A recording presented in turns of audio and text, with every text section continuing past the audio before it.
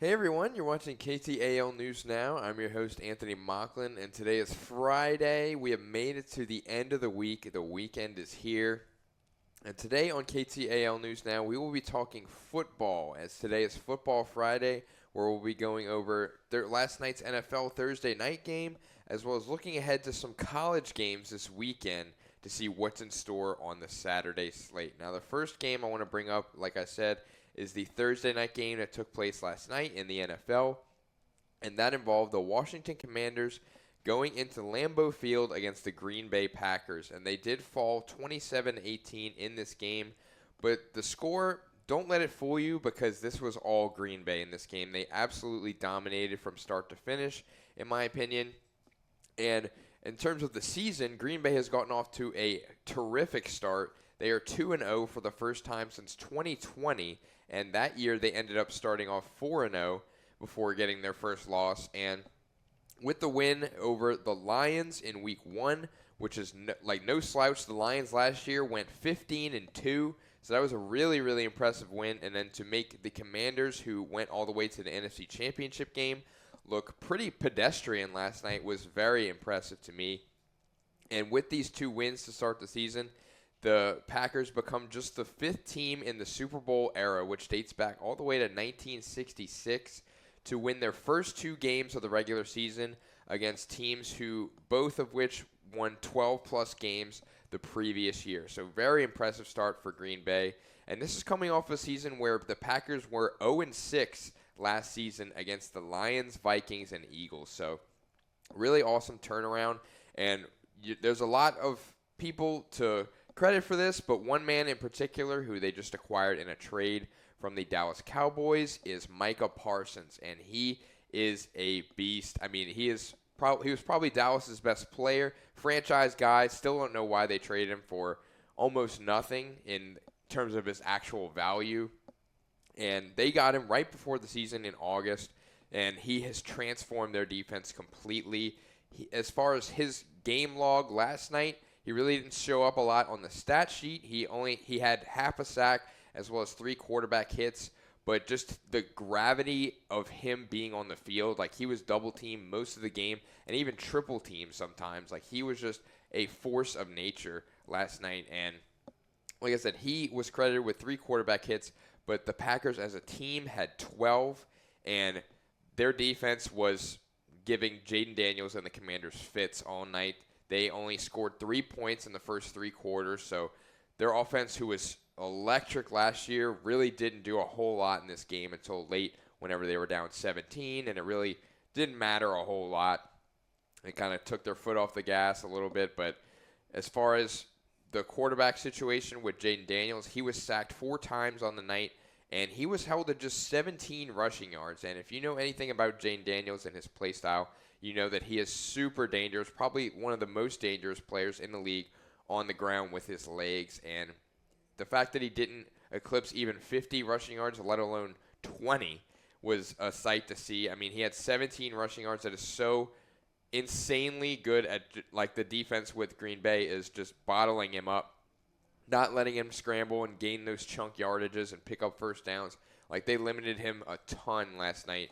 And it showed in the final score because they really couldn't move the ball at all. And that's partially because of the play calling as well with offensive coordinator Cliff Kingsbury, where I don't know what he was trying to run or scheme, but at one point Jaden Daniels started with his first 4 pass attempts. He completed all 4, but it was only to the tune of 9 yards. And I mean, like, 4 completions for 9 yards, that's like almost unheard of. Like, that's ridiculous, like, to have somebody who is coming off of probably the best rookie season of all time last year with Jaden Daniels' campaign last year, like, and you don't even let him air it out. I mean, Washington has so many weapons on its roster. It's just crazy to me. It's crazy to me. But as far as the Packers and their quarterback, Jordan Love, he completed 19 of 31 passes for 292 yards and 2 touchdowns, and he could have had a whole lot more if he didn't miss a few deep balls, especially to that one play with Matthew Golden, where Golden is a wide receiver. He's a rookie this year. He has Olympic-level speed, lightning fast, and he still got overthrown by Jordan Love. So if they would have connected on that, who knows if he would have taken that to the house. Like, Jordan Love could have had well over 300 yards, maybe even 350 if he connects on some of those deep passes that he missed. But as far as the other weapons in the Packers offense, tight end Tucker Kraft had a career game where he caught 6 passes for 124 yards and a touchdown. And prior to this game, he had never eclipsed 100 yards receiving. So it's awesome to see him finally reach that century mark in a game. Hopefully he can build on that the rest of the season. And there's a lot of fantasy football implications with that as well. And we'll see if he can continue this looking like to be a breakout campaign potentially for Tucker Kraft. So keep an eye on that. As far as the running game for the Green Bay, Josh Jacobs had a pretty good game. He had 23 carries for 84 yards and a touchdown. And this is the 10th straight regular season game for Josh Jacobs where he has scored a rushing touchdown. This makes him just the 4th player in NFL history in the last 30 seasons of the NFL with 10 straight rushing touchdowns in consecutive regular season games. And he joins the likes of LaDainian Tomlinson, Jonathan Taylor, and Priest Holmes. So he's been on a tear dating back to last season. So hopefully he can continue that production, and Green Bay can rely on him in the red zone, especially at the goal line. But for scoring with Washington, it really didn't come a whole lot until the end. They scored all but 3 of their points in the fourth quarter. And in terms of their kicker, their field goal kicker, they really have been struggling even since last season. They used 4 different place kickers last year, and their kicker this year, Matt Gay, went 1 for 3 on field goals last night. So that's really unacceptable for them. And this is a guy who historically in the first 5 years of his career was considered a very, very good kicker from deep and like 50 yards out. He went 25 of 36 from kicks of 50 yards or more in the first 5 years of his career.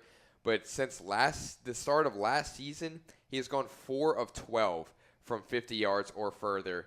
And that's just not what you want in your kicker. I don't know what they're going to do. They really got to figure that out and try to get their guy when it comes to kickers. But their defense, really inconsistent as well. I mean, they held Green Bay to like 17 points after the first 3 quarters. So they really kept the team in it the whole time. It was a 2-score game for most of this game. The offense just could not move the ball because of Green Bay's defense. And credit to them and their coaching, and especially Micah Parsons, because he was a force that Washington had to be aware of at all times. And he was just so disruptive the whole game. They really couldn't move the ball and just get comfortable and get into that rhythm that they normally get into that we saw last year all the way to the NFC Championship. And they looked like a JV team last night. So credit to them, like I said. But like I said, with Washington's defense, they held Green Bay to 17, but then also allowed eight plays of 15 or more yards. So these really big chunk plays that came in bunches for Green Bay, they just cannot happen. Just lapses in the coverage and the defense cannot happen. They really need to get that cleaned up. And there were a couple of injuries, some pretty significant injuries for both sides, where Green Bay receiver Jaden Reed suffered a broken collarbone, and he will miss pretty much a lot of the season. But with Green Bay starting off the way they are, they're pretty much guaranteed a playoff spot if they continue to play at this level. So hopefully he will be back for them for the playoffs in time, and maybe even the end of the regular season, depending on how his recovery goes. But unfortunately for Washington, their starting running back, Austin Eckler, is feared to have suffered a torn Achilles, so he will most likely miss the rest of this year and maybe even a little bit of next year. So it's a huge blow to them. I know people are excited about their rookie running back, Ja'Cory Krosky-Merritt, or Bill. But it's a really tough blow, especially with Austin Eckler, who's getting up there in age a little bit, and Achilles injuries are like nothing to squawk at. Like, they're super, super serious and scary injuries that, especially for running backs, it's very hard to recover from. So wishing him the best in his recovery. Hopefully he can bounce back next year. Hopefully, but with the way running back shelf life goes in the NFL, it's not looking good for him. But hopefully Washington can get things cleaned up and turn around their season. They're 1-1 right now, so we'll see what happens. But moving to the college game, and particularly the slates this weekend with a top 12 team in Clemson as they hit the road to Georgia Tech. And Clemson had a pretty bumpy ride to start the season. They lost their home opener to LSU, who was number 9 at the time, and they lost 17-10. Clemson was once the number 4 preseason ranked team, and then after that loss, and then a very shaky win against Troy, they now fall out of the top 10. They were down 16-0 to start the game against Troy, which is very, very concerning if you're a Clemson fan. Like, why were they in this position if they were the preseason number 4? So it's just not acceptable. If I'm Dabo Swinney, the head coach, you can't tolerate that. They did end up winning that game 27-16, but still, you just cannot let that happen for what people had all these expectations that we're supposed to be this amazing, great team, top 5 team, and then you do that. It's just, it's a head scratcher for sure. And then the quarterback play and just the offense in general has not looked up to what we expected them to, and especially with quarterback Cade Klubnik, who has only thrown 2 touchdowns, but also has 2 interceptions in the first 2 games while completing less than 60% of his passes. Just not really what you want to see from someone who was supposed to be this preseason Heisman hopeful. That's just not what anybody expected, really. I mean, you got to get that production up and just have a better showing come Saturday, especially because Georgia Tech is coming to play. They have started the season 2-0, and they opened up things with a road win against Colorado where they won 27-20, and their offense is clicking. They are rolling right along. They are 7th in the country in yards per game, and they are averaging over 571 yards per game as an offense, which is insane. They are racking up the yardage, especially on the ground. Their running game, they are 9th in the country in rushing yards per game with over 271 rushing yards per game, which is insane. They also have a 100% red zone success rate, which means they have scored on every single time they have gotten into the red zone. So that's something that Clemson is going to have to address and to keep them out of the red zone because it's guaranteed points to start the season. But their defense is a different story.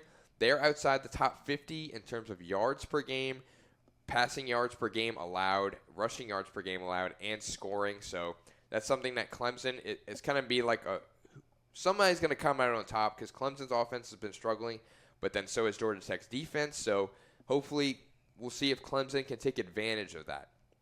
And then Georgia Tech is also very bad at forcing turnovers. They are only 128th in turnover margin in the country, so they really got to try to force turnovers, try to force Cade, Clemson's quarterback, to make mistakes, especially since he's made some early on with only 2 touchdowns to 2 interceptions. So they need to take advantage of that and his struggles. Clemson is a 3.5-point favorite in this game on the road, but I don't know about this one. I mean, I get they're supposed to be the better team here. They were preseason number 4, but they have not looked like it at all. Their offense has been abysmal to start the season, like I was saying, with all their struggles and their quarterback. They are outside the top 100 teams in the country in yards per game, rushing yards per game, and scoring. So they really got to jumpstart their offense come Saturday.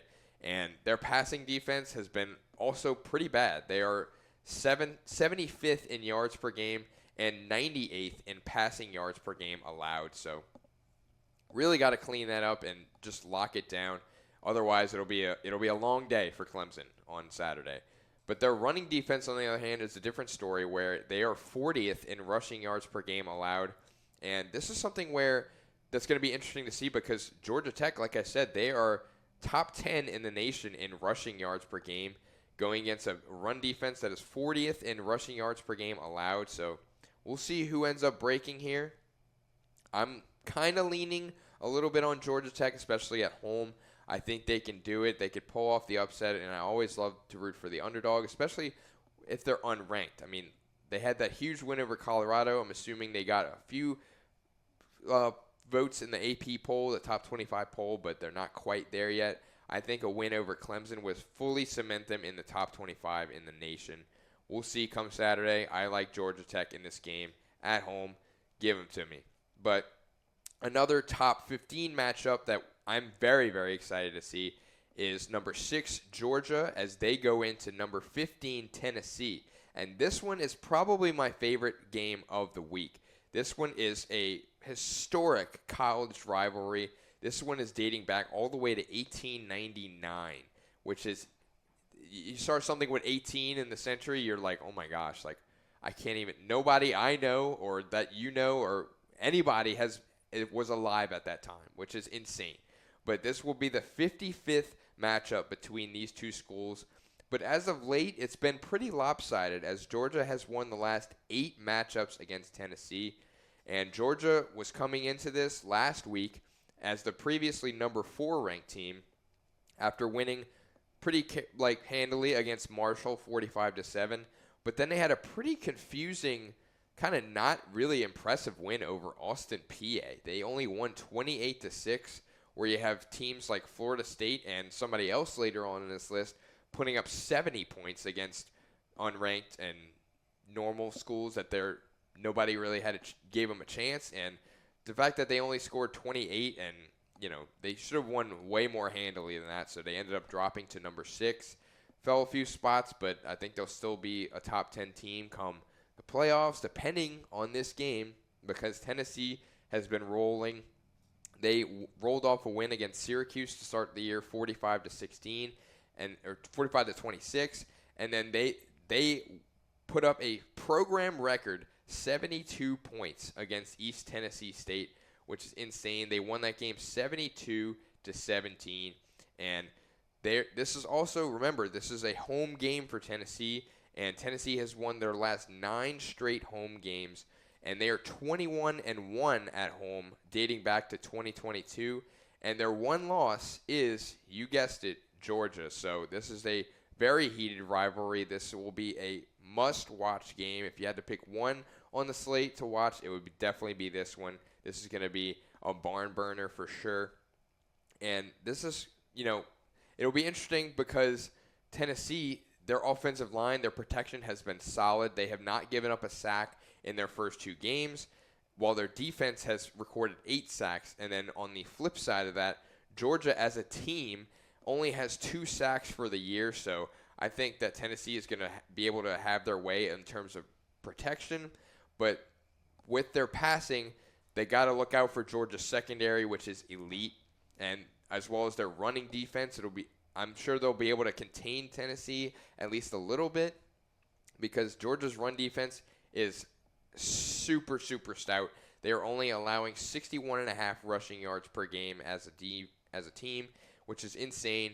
And their secondary, like I said, is also elite, and they'll be faced against Tennessee wide receivers Chris Bazell and Mike Matthews, who each went for over 100 receiving yards last week against East Tennessee. So that'll be a matchup for the ages, I think. Georgia is a 3.5-point favorite on the road in this game. Just like the Clemson game and Georgia Tech, give me the home team in this one. I like Tennessee to win this game. But another top 16 matchup that we're also looking forward to that is also not one to miss is Texas A&M versus Notre Dame. Number 16, Texas A&M is going against Notre Dame, who is number 8 in the country. Notre Dame was previously ranked higher, but then they ended up dropping their game to Miami, who was number 10 at the time, and then now is number 5. So Miami has really made their mark in terms of the start of the season, and they ended up losing that game to Miami 27-24, like I said, but they were down 21-7, and they rallied from that deficit to tie things up at 24 with just 3 minutes left to go. But then Miami went down the field and hit a game-winning field goal to win that game in Miami. That was a great, great game to start the season. That was a weekend where we had like 3 top 10 matchups, so that was really, really exciting, but that was one of the highlights of that one for sure. In terms of Notre Dame's offense, quarterback C.J. Carr made his first collegiate start in that game, and he went 19 of 30 passing for 221 yards, 2 touchdowns, and an interception.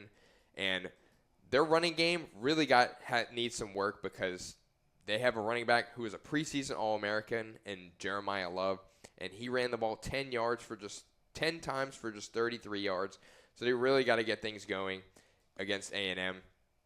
Last year in Notre Dame's opener, they beat A&M on the road 23-13, but then the next week, in week 2, they fell to unranked Northern Illinois 16-14, And that was just the most dumbfounding loss I've seen in recent memory. That was one of the greatest upsets in college football history, in my opinion.